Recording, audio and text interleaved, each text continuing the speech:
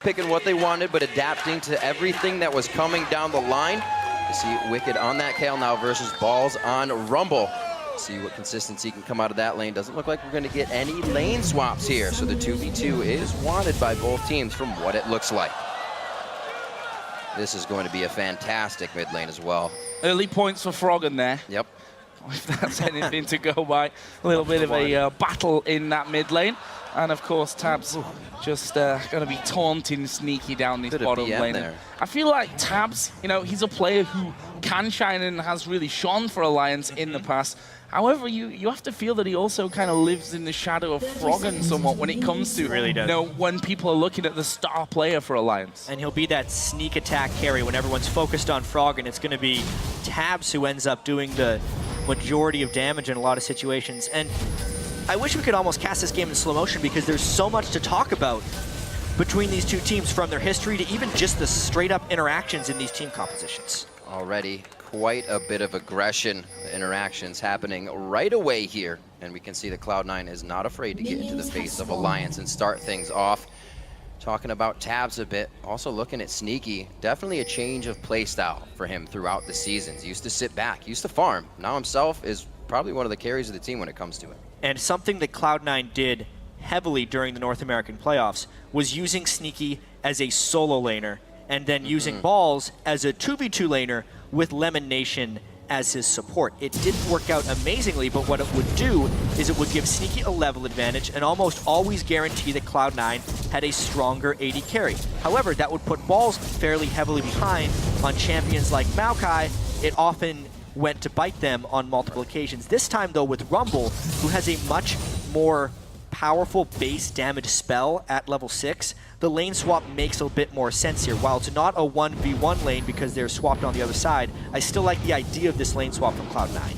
And Cloud9 really pushing this lane swap as well, with Sneaky and Lemon Nation already doing good chunks of damage onto that top outer turret. The junglers sticking with their top laners on their initial paths here for the start of this game, as both mid laners have now also hit level 2. So we'll have to keep a bit of an eye on that one and see who's winning out these early trades. As you see there, just a simple trade of damage from both sides. We've heard a lot of this talk, a lot of the community saying Froggen the real deal when he was practicing, when they were playing. He can show up. It's not just the community, it's every team that they've been scrimming against during their boot camps. Obviously, most teams decided to boot camp in Korea because there was nowhere else to go. If every team's going to go there, you have to end up going to Korea for your practice. And yeah, Froggen had spectacular results in scrims. Cloud9 as well has actually been practicing well. Everyone's talked about how much High has stepped up, even Cloud9 teammates. You could tell he was really a little bit extra motivated after his poor showing in the NA playoffs, spamming the Korean solo queue and making it to challengers so quickly. And while I was talking about Tabs earlier on and the fact that he may be a little bit overshadowed by Froggen, I feel like Sneaky's got the perfect nickname because he doesn't get talked about all that much. But if you look at statistics, both over the summer season and playoffs, he did over a third of the team's total damage over all the games. So this is a guy who stays quiet during it, but when he gets to those team fights, he's going to absolutely destroy him. We can see this turret is definitely feeling the wrath of this lane swap so far. Alliance not pushing as hard down on the bottom side. They see, however, that there are 4 men up top and they're going to start dragging. We should definitely talk about the varying strategies in this 2v0. Right now, what's happening is Cloud9 is doing a bit of a fast push and Alliance is very much doing a freeze. So they're sacrificing potential global gold there for the farm on Kog'Maw. They're making that up with the Dragon. So this is actually going to be a temporary bonus for Alliance because they're getting the free farm from Kog'Maw and trading the Dragon Gold for the Turret Gold, but they will lose out on map pressure overall because now Sneaky and Lemon Nation get to become a presence elsewhere, whereas Tabs is still managing this freeze in the bottom lane. We saw how fast Lemon left the lane. He actually didn't get that turret gold that we only see a Sneaky get, so he's going to get down here to the bottom lane and try to get wards out immediately and make sure that's a safe lane for Sneaky to continue to farm. 35 to 30, even though they are not matched up. Looks like Tabs is going to keep himself safe on this freeze. We'll see what happens when they match up here. So the first recall there for Sneaky is going to be coming back into lane with the pickaxe. So expect Tabs to be headed off home in just a little while, just to make sure that he kind of keeps level when it comes to items and they don't get into any trouble in that lane. It is Tabs that's got a nice CS lead there, though, at 43-31. Yeah, Cloud9 was not wanting to allow that freeze to last for long, and because of the pickaxe buy, they're trying to surpass Tabs in item thresholds. Obviously, Tabs wants to go towards the Trinity Force on Kog'Maw. He farmed just enough to get the Phage, which will give him a little bit of an edge. And honestly, Cloud9 and Alliance have pretty different playstyles. We look at Alliance during the regular season, they're typically very content to just play a longer laning phase because they know that they're going to have the team fight ability and the reliability of Froggen during these team fights. So this game is actually, as funny as it sounds, going by both teams' books. Alliance is playing the farm game, and Cloud9 is trying to accelerate it just a little bit. See Medio still in his jungle. Just kind of backed off of the, if all of my lanes are winning, I'm going to be counter jungling. A lot more safer fights with the team from now on. We'll see what happens when these dragon fights come up. Himself, 24-17, so definitely benefiting from staying in the jungle by himself. Balls in the top lane, able to keep it quite safe here against Wicked so far. 4-3 on that one. Yeah, and I think you always have to be careful against Shook because he is one of those carry-type junglers who, if you end up a little bit too low inside of his jungle and he finds you, he will try and kill you. And from that, usually you're going to be in trouble against this Alliance team. We do see that Tabs has now got back into lane, did pick up the Phage, and Cloud9 already pushing this one up quite heavily, and that has brought Sneaky's CS total right back level with that of Tabs. So 80 carries at this point, all very much even. Top lane being a quiet affair. Ball slightly ahead. I say slightly ahead. It's 6-7 CS in the lead. Has the level advantage over Wicked there as well. But so far the junglers not really visiting that top side. Yeah, I wonder if we will get much pressure up here in the beginning. You can see a little pocket play here from Meteos on the mid lane, but he will be able to clear out nicely on this pink ward. Beautiful move by Hyde to give him safety on this as well, without any pressure from Shook. They may know that they're free and clear to produce something after this. I feel like based on the team comps as well, it is on Cloud9 to be a bit of the playmaking force here. If they let Kog'Maw, Xerath, Kayle go late, I think it will slightly outscale what Cloud9 has put together. So it will be about this mid game that we are approaching now. The early game was kind of bypassed a little bit by the sheer nature of the lane swaps. But now I think when the next dragon respawns, we will start seeing some action.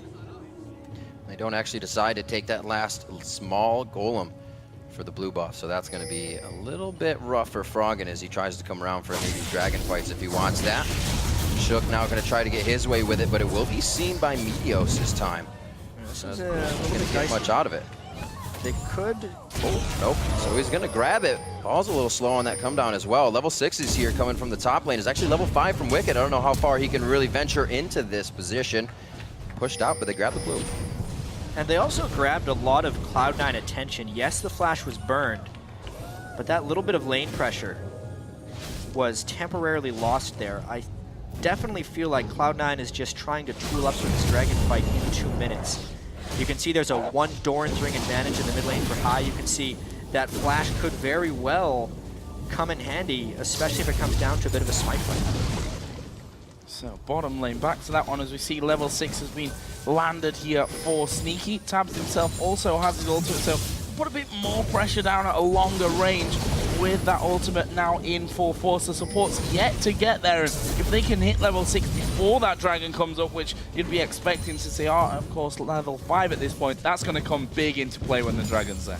And I do have to talk about Lemon Nation's item here. He's done a very early upgrade into a Frost Fang, which isn't necessarily what we've been seeing from Janna's in the World Championship. They either go for an early Boots of Mobility or they go for an early Sightstone. The fact that he's went for this Frost Fang is very aggressive in a sense. He gets a small amount of extra ability power, he gets a little bit more gold generation, and he's almost playing for a stronger mid-game, but there will be a lapse in either vision control from Boots of Mobility wards or from Sightstone wards, because he's literally just working off of his trinket right now. We see Sneaky trying to keep strength in lane as well. He has mana potions to go along with this. That trade we saw from Tabs was noticing Sneaky low on mana. They weren't able to get much out of it, so now backing, they'll be coming back now 89 to 85 CS. We'll see what else he puts in his inventory. Just 10 minutes on the clock, and both teams seem a little jittery, really, to make the first move here. And this is kind of what I expect as well for, you know, a first game of a World Championship, on top of the fact that it is EU versus NA and the extra pressure that comes in with that one. So kind of expected that we would see a slightly more passive start to this Alliance versus Cloud9 matchup, but that should be changing here, I feel, soon. 10 seconds until the Dragon comes up. We already see both Hai and Meteos there moving down to get some wards in around the Dragon area. And even though they're playing testy in the early game, the team fights are going to be testy. There's very few melee champions in this game. Kha'Zix and Rumble and Elite, and Elise is even half-ranged, right? Like they hardly even count as melee champions because they have so many long-range abilities. If Cloud9 can just walk down and get this one, that is a huge failure on Alliance's part. Alliance, all their wards are on the top side of the jungle. One just died. That's where their pink is focused. Really was not ready for this, and grabbed by Cloud9 nicely. I can see what is going through Alliance's mind, because it's very much how they play. It just kind of caught me off guard. They're against a Rumble, Janna, level 6, pop those ults together, the healing from the Janna ult, the damage from the Equalizer. It's a fight Alliance feels like they could do without. Instead of giving up 3 kills in a Dragon, they give up just the Dragon, and they let themselves farm. It's an understandable move, but it does pull Cloud9 into a slight edge. Not much of one, though. 1,000, not even at this point, 11.5 minutes into that matchup. We're going to see Wicked actually going back. He's been sat on that Doran's ring and the boots for a long, long time. Will actually come back with the Stinger there, so going to have a bit more pressure on that top side. The mid laners both, of course, working up towards that Athene's Unholy Grail. Nothing really out of the ordinary there. And bottom lane, Sneaky got now that BF sword added on top of his pickaxe. The Sheen was the second item for Taps. Good pressure coming out from Cloud9 everywhere. We're looking at kind of 10-minute mark CS. Really only advantage of Hai in the mid lane. It's not going to affect the game just too much. This is such an even all game across the board. A lot of people expected that. So later in the North American LCS season, as Hai uses all of his mana to harass down Froggen, later in the LCS season, Cloud9 actually developed a very slow play style. They would almost never lose when they're ahead in gold at 20 minutes. Actually, the only game in the entire split, including playoffs, where they had a greater than 100 gold advantage at 20 minutes and lost was one of their best of 5 games against TSM in the playoffs. Outside of that, they would secure victories. So this slight edge is something Cloud9 is really comfortable playing with. Shook actually taking a good chunk of damage there, but nothing really to finish off. 12 minutes 40 into this one, still no first blood coming down. There's a 700 gold lead though for Cloud9 as Wicked here going to be forced actually to use an early intervention. Balls had put down that equalizer, and Wicked feeling maybe a little pressure, playing it very, very safe on that front, and why not? He's got the CS lead at this point. Yeah, I think Wicked won that trade easily. He traded ultimates, beat out all the damage. One thing I will say though is outside of that, Wicked has had limited to no lane pressure. Balls walked all the way down, took the Dragon, walked all the way back up, didn't even have to use his teleport, and was only down 10 CS. Wicked, as Kale, needs to be able to push the wave a little bit harder than that. And that was something I was going to mention as well, because put the factor in of being on Rumble there, an inconsistent way to farm, and he can still keep that CS within that 10 CS range. See what he can do here at the turret, the rest of the map. Looks like they're trying to put a little bit of focus actually on Hai in the mid lane. Shook's getting himself deep within the jungle, trying to provide that vision for opportunities later. Also Meteos to the bottom lane. Looks like they're going to be evil. No, not to take that. These teams have the most warped sense of map control right now. You can see where Hai in the mid lane was cheating down towards his rates because they knew they had absolutely no control in the blue side of their jungle where Shook had presence. Likewise, that's where Meteos was providing his map control as well. Look at the deep wards into Alliance's blue side of the jungle as well. They're almost trading blue buffs in a sense. Cloud9's blue buff is Alliance's and vice versa. Oh, there's a Howling Gale coming across. Meteos is actually still waiting around here inside of that Tribush, but I believe Alliance just spotted him walking out there. Certainly will now as he goes over the ward towards that Alliance blue buff. There is Shook going to be scanning out, but nothing actually inside of that brush itself. This will be interesting now. Shook starts off the blue. See that Cloud9 actually sending a couple of men up from this one, and it's scaring Alliance away somewhat. Hai's even taken offensive position on the backside of the pit. This could be our first fight if Alliance wants to tango. Obviously, Cloud9's blue was stolen, so they want to get theirs back. There's a pink ward they have to deal with, and they have to use the teleport as a threat. But the wonder of having Cinder on their team, they can just do this, trade blue buffs. Thank you very much, says High. Like you said, traded right over. Froggen working his vision to make sure he continues to stay safe and just getting a few pop shots onto High here, because nothing they're really trying to get into these fights. So it's only the tap, or it's only the love taps that they're getting in. Athene's on both sides for that mid lane. Should come up on 15 minutes, another minute and a half on Dragon. That vision's already in favor of Cloud9. As we've seen, their invades only be team invades so far. If there was one word I had to use to describe this game to this point, I would say calculated. More so than anything else, these teams are only willing to take sure things, and wherever they have the lapse of vision control, they are very willing to concede, which is much unlike the very first game of the day we saw between OMG and LMQ, where they were making gut decisions based on instinct and just educated guesses, basically, to go and make things happen. This game does not have educated guesses. It only has educated actions. If they have wards, they'll go. If they do not have wards, they give it up. And that's why we're 0-0, 16 minutes into the game. Yeah, it looks like we'll be seeing 200 CS on those mid laners before any kills start to come down. As Froggen once again just waiting off to the side there. We'll get a shot off onto High, but not doing masses of damage either at this point. 30 seconds though until the Dragon comes back up, as Wicked once again finally getting some damage onto that tower and making sure that Balls takes a bit of damage as he tries to come in to defend that one. Wicked may very well on this push get that one. However, TP is available for Balls should he wish to just go straight back up to that lane. But 5 seconds to Dragon. Do you want to go to that top lane with a TP when it's only got a slither of health? Probably not. Yeah, it does look like he's walking up that way, though. He will be willing to teleport down if the Dragon fight becomes a thing. But that would require Alliance to challenge, something they haven't been willing to do, especially without vision control, especially since they've been prioritizing Wicked's side of the map, right? The blue buff that Wicked is nearest have been where Cloud9 have been abandoning. So they kind of gave up that turret over the course of 5 minutes because Balls was playing blind, therefore not making any aggressive moves. Now they try to push a second turret. Trying to see if they can make anything happen. Froggen coming over with the team. Calculating and directing what should be going down. Balls throwing down the ultimate to deter everyone off, as they're going to have 3 in the mid. Cloud9 says, or 3 in the top. Cloud9 says, let's push mid.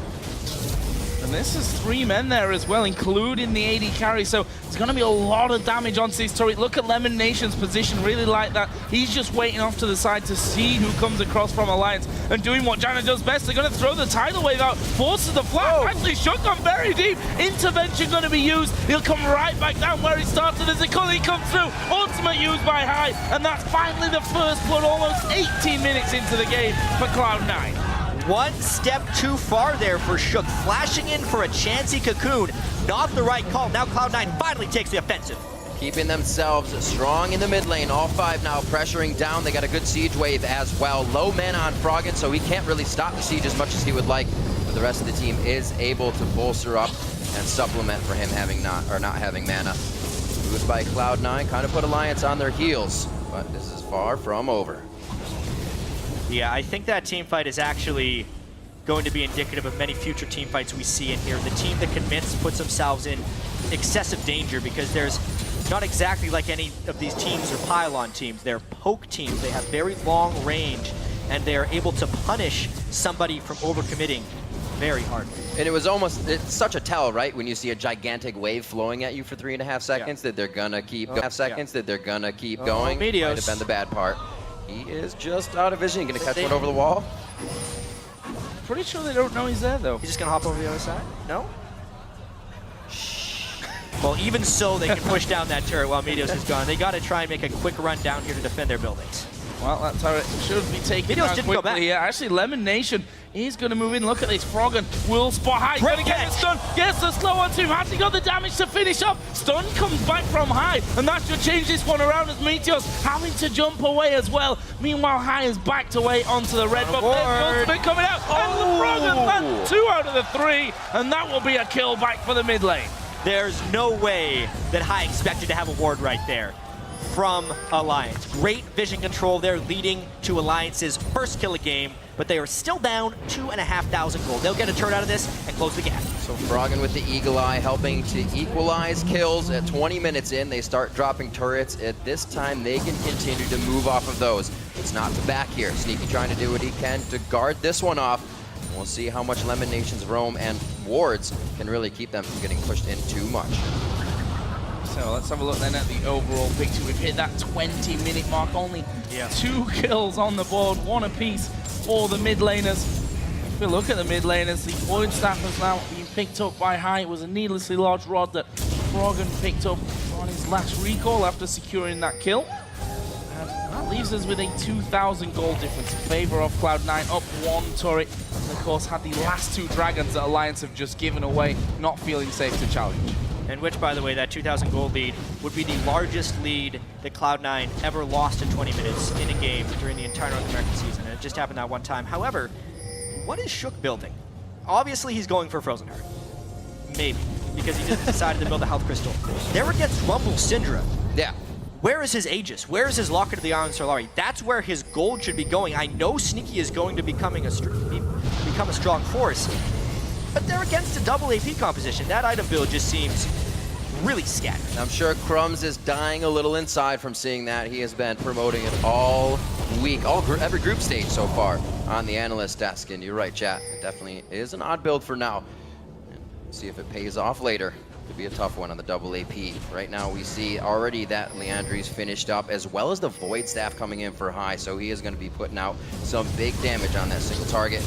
Right now Cloud9 again gathering in the mid lane. They do actually have to teleport up right now, so if they need to make a move on this next turret, they can do so. Just sent balls to clear out on that top side, so we'll be trying to push back Wicked, who's got that Nash's Tooth in there as High going to step forward. Not quite locking up Froggen as he would have wished. And probably for the best, really. There were another 3 Alliance members waiting for that one. They're currently doing that red buff. Even Wicked has now walked across to join the rest of the team. And still a little bit off here in terms of Dragon, which honestly you have to feel that Cloud9 have pretty much got that one sewed up at this stage after taking those last 2 without any challenge whatsoever from Alliance. And that was always the strong point, I feel, of Alliance, that they don't fight when it's not worth it. But that said, at some point, you've got to fight, because you can't just afford to give 4, 5, 6 dragons away. Except Alliance always seems to find the right moment. They'll wait and wait and wait and wait longer than most teams would be willing, and then they will turn it around at the proper moment. As funny as this game is, it seems like both teams are still in their comfort zone. No one's been pushed outside of it thus far. Alliance still has the Kayle, Kog'Maw, Xerath, and they're still happy with their ability to push back, whereas Cloud9 played pretty slow during the second half of the split and are comfortable playing with this small lead. We still haven't seen the deciding moments of this game yet. But do we see that wait, the patience of Cloud9 pay off for Alliance? The tabs is only going to get bigger. It's only going to be a stronger Froggen on the other side. Will they have to be forced to make? Wicked's going to be putting up pretty big numbers on Kayle. I'm actually not sure if they are forced as of yet. I think if they get pushed back to their inhibitor turrets, or lose an inhibitor, or if Cloud9 starts pressuring Baron excessively well, then Alliance would be forced into a move. But as of now, Alliance is very content conceding dragons and trying to take turrets based on the lack of map pressure, which they're doing right now. Trade then on the Dragon. Third one of the game goes over to Cloud9. Also with the third turret is Wicked here, going to get stunned up. No follow through, couldn't quite get in range there to do the damage. However, they forced Alliance out of position here. Cloud9 looking to chase. I thought that mid lane may be an option for them. They've just cleared out the wave there, so at least they hold position here over that middle side. You see Alliance scrambling to get back. Yeah, it's 2 teams with very similar goals. They both have strong disengage and strong long-range damage abilities. Cloud9 is the one, or the team, with the stronger mid-game, which is why they're able to push Alliance around, but they don't necessarily have the tools to dive on really, really well unless they have a gargantuan lead, which they're trying to put together, to be fair. Striking down the heart here of Alliance's mid lane. Wicked taking quite a bit of damage. Again, the tidal wave letting them know the disengage is there. Shots out of tabs, draws out the intervention. Doesn't look like there's going to be too much on this. Such cautious team fights coming from both these teams. Cloud9 has to be careful. Very low on mana as they just kind of hang out now. trying really to bust through there, but wave clear coming out. There's the stun from I. Equalizer goes down as well, but it's just going to be forcing them away. Ball flashes in, not able to get the final hits to get kills. Oh, Paul's almost going down there to Froggen's ultimate, but I think that was the aim from Cloud9. Force them back off the turret and just take that inner tower. Wards coming out for Cloud9 now. Pinks all over, or rather Alliance. They do not want any more funny stuff in their jungle. We'll see where they put down the 4, almost 5 they have now if Tabs didn't have a full inventory. They're really trying to stop this pressure Cloud9's putting on. Yeah, the pink wards are a necessity so they know where Cloud9 will be going next so they can try and beat them to the wave clear. They fell behind a little bit on wave clear there, took a little bit too much harass, and then were pushed back and couldn't end up defending their turret. Since neither of these teams have strong initiation, and both of them have many vehicles to run away with, you know, Jan obviously giving the whole team speed, Nami being able to speed people up, everyone being long range, the one thing in this game that can't run away is turrets. So therefore, we've seen 2 player kills and 7 turret kills. It's not too surprising considering the team compositions and how calculated these teams like to play. All about that strategy, talking about it. They're playing so safe and just keep away from each other and take what they can. Right now, it's put up a 3,000 gold lead and a little bit on the side for Cloud9. Only been utilized to drop those objectives. All the dragons are in their favor, and it's something teams, you know, you kind of take a look at. How many dragons can you actually just let go in a game and still come back? It's an interesting statistic. And I don't think they actually meant for Shook to be getting that blue buff there. I think that was thoroughly meant for Froggen, but whatever. I'm sure he'll survive that one. Actually got himself a blue elixir here as well. Shook is still all over the place with his items. He's going for a Spirit of the Ancient Golem at this point, which means he missed out on a huge amount of early game gold generation. He's still miles away from either finishing his Frozen Heart or even starting the items for an Aegis. And right now, I don't think he's much use to Alliance. He is able to put down wards with the Sightstone, and that's about it, because he can't even take much damage with that thing. And steal blue buffs, apparently. Yeah, he did successfully a few moments ago, and you know, a decent gold lead still remains here for Cloud9, but we've got to that kind of more troubling stage of the game where the inner turrets are the ones that have to go down. Froggen also getting more powerful with that death cap in there will make sure that he can decimate the waves before they get even really close to those turrets. We also have Wicked, who's added that Rabadon's death cap on top of his Nash's tooth, so a lot of damage, and we've seen time and time again what a later game Kayle is going to do. And Wicked's done a very good job farming these side lanes while Alliance is holding up the defensive. This has been 27 minutes of pretty successful turtling for Alliance. They've been giving up the dragons, but they've taken enough turrets on the backside that they're holding well. Obviously, that's a substantial amount of poke, though. Very nice calling coming out of Sneaky. Still has the power, that Infinity Edge, along with the Ghost Blade finish for him. See Cloud9 playing a little bit more aggressive here.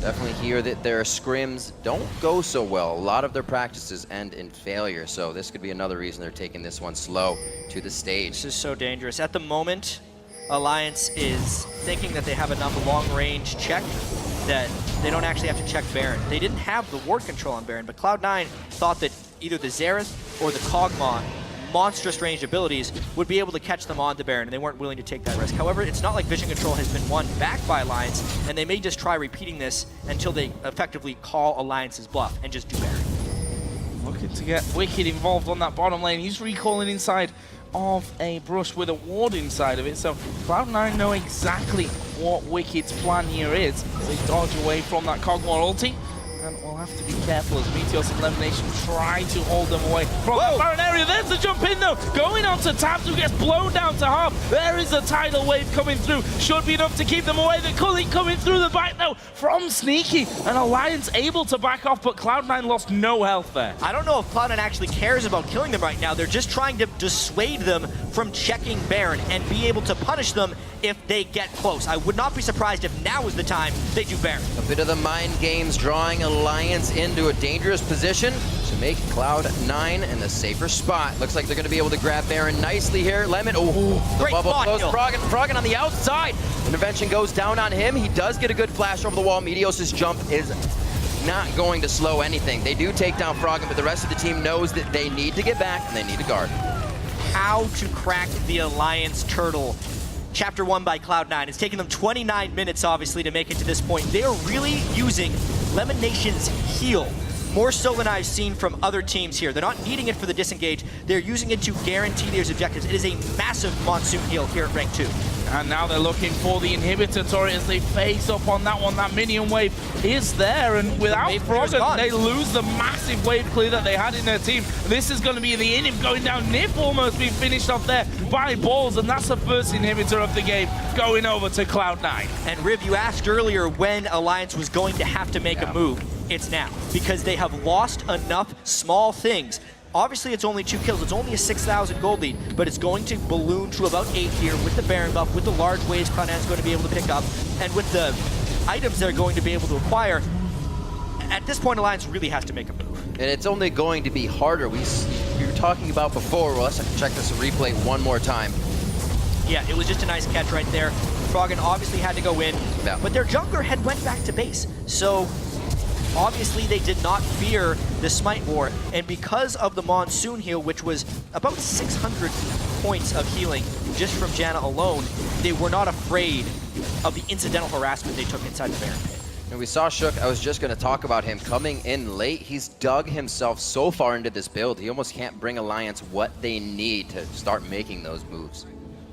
He's got a lot of everything, but not really much of anything, you know? That's a good way to put it. Just really off the mark, to be honest, when it comes to that. And we'll see maybe later on, and if we get a chance to talk to you, what exactly the idea was with this one. And, you know, they've got decent protection in the form of Wicked, but to be honest, they can just wait this one out, and they're still able to get the targets after it. So Cloud9, 8,000 gold up. 5-3 in turrets. Yes, it's only 2-1, but that doesn't really matter at this stage with the lead that Cloud9 have picked. Yeah, they definitely look like it. Honestly, to talk a little bit more about Shook right here, there's a reason that Lee Sin was banned and Kha'Zix was picked fairly early from Cloud9, and also why I thought maybe Shook would end up defaulting to Rammus as his next pick, because I did not think his Elise would find much success. He is so far behind in gold. There's a 9,300 gold on Meteos and 6,700 gold onto Shook. As far as individual disadvantages, that is a greater disadvantage than any other role matchup in this entire match. And it shows by the fact that the only completed item he has to like the maximum tier is his Mercury Treads. Everything else is a component right now. And unfortunate for Alliance, Negatron cloaks being bought after that Baron, after that huge just advantage they've gained, along with the locket being built on Elimination now. So even more of that magic resistance to shut down the double AP coming from Alliance's team here. Now pressure down into the bottom turret as the map is objective free. They can pretty much do whatever they want here. They've got to be careful as well, Alliance. Yes, they can need to step up to get rid of those waves, but if High lands a stun onto any of those juicy targets, they're just going to push straight through. They managed to force Alliance here off of that inner tower, and there's not really much left on the map here for Alliance. Of course, that middle inhibitor went down a little bit earlier on, and Cloud9 not stopping. They're going to get good damage once again onto the second inhib tower. At this point, Alliance needs to kind of hope Cloud9 gets a little too aggressive with the dive, because Alliance didn't build initiation into their team. They are all about wave clear and fortressing basically inside their base, but with one down inhibitor, the front door is open, and it's kind of hard to barricade it back up. Lots of Meteos. Almost a great cocoon coming out into Meteos there. Froggen pretty low on mana still at the back of the fight. The tidal wave is just a disengage. Nobody really moving forward except for Wicked and Shook. Not really the damage providers right now. Wicked can't do much without the team. Whoa. They just shred down tabs there. High's going to stay alive. A great shield and a heal coming out from his AD carry of Sneaky. They're going to take down another inhibitor, and they are just running amok in the base. Wicked just wasn't able to get the intervention on. I will need to see that again to see if he was out of range or just distracted with something else, but High saw the opportunity, and he just went for it with authority. That's the commit type of play you see from High when he's at his best. And that's what I was saying just moments before, that if you get one step too close, and especially if that person's the AD carry, you're just going to commit and you're going down 100 to 0. And Well, Cloud9 walking all over Alliance here. It's over 10,000 now, the lead that they have. They've all just gone back to shop up once again, and you can see the items coming. It makes it even harder for Alliance to break through. Let's look at that one again. Look at Tabs' HP and the stun coming in from high. And look where Wicked is. He obviously Not gets the close. stun, but Wicked goes to the left side, so he was not able to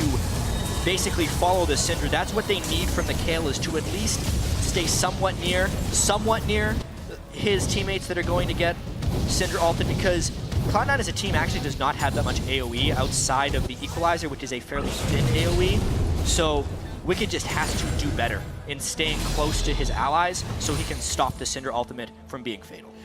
Trying to keep that focus and trying to keep putting items in their inventory, but pink wards are consistently needing to be bought by Alliance and really shunting their items. Obviously, it is easier to buy items when you have more gold. But with that being said, Cloud9 has outbuilt Alliance like crazy. Let's just see this fight. Froggen taking quite a bit of damage. Intervention's in range this time. The tidal wave, a good disengage. It looks like C9 may just want to grab the inhibitor as they mentally and physically force Alliance off of this one. Now it gets a bit more physical. And it looks like the equalizer goes down, but they're not going to really pursue. Yeah, with 2 inhibitors down, I think it's just a matter of cycling the minion waves properly. But just look at the inventories. There is a Locket of the Iron Solari on Cloud9 side, because Alliance has a double, maybe even a triple AP composition if you factor in at least in the magic damage the Kog'Maw does, whereas there's still not a completed item onto Shook. He's not finding a way to get gold because it's all going to the wave clear champions in Xerath. There's no magic resist being built up on anyone else. Wicked just now being able to get a Negatron cloak. They just were not prioritizing their defenses properly, and it's something that contributes to Cloud9 pushing them around the map. Once again, this trap going to be set up here. Ball's going to step forward from it. There's only 3 of them there. Shook already going to take a big blast as a teleport from Wicked is going to bring him into the middle of the fight, but we can see that Cloud9 have already backed away from this one. They can slow across the entire jungle range. Now High stepping forward. Can he land the stun? Actually goes almost in between them. In the meantime, they've got super minions in the base. Yeah, the super minions would end the game as long as they keep Alliance occupied. High gets bubbled in. Will they be able to get a good fight out of this? Zanya's thrown down in from balls, and it looks like they're actually pushing Alliance away from their base, the place they need to be going. Froggen, only one left right now, as the Cathian Surprise won't be taking anybody down, and it's the teleport already in from balls onto the Nexus turrets. That's going to be it. Those super minions and balls will end it. This is going to be a few minutes from now. 3 seconds. Rest of the team going to come in to join them here, but Ball's all on his own, going to get rid of their minion wave so that the super minions can help him out in the task of finishing off that Nexus. And it's a simple finish with a 20-second spawn time here on Shook. And whilst not a high-scoring game, Cloud9 really controlling